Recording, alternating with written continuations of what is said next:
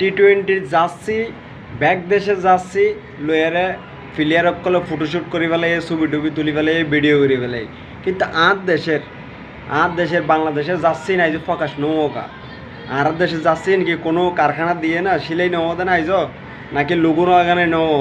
নাকি নাম লাগানি নেও কোনার নেওয়া দেয় ব্যাক দেশের প্লেয়ার সকলে যাচ্ছিল এরে ফটোগ্রাফার করে পেলাইয়ে দেন হচ্ছে ইতারা কি যে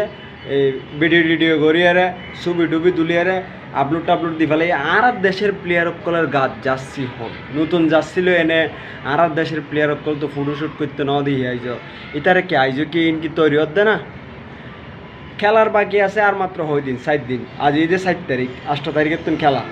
শ্রীলঙ্কার লগে বাংলাদেশের প্রথম খেলা ঠিক আছে না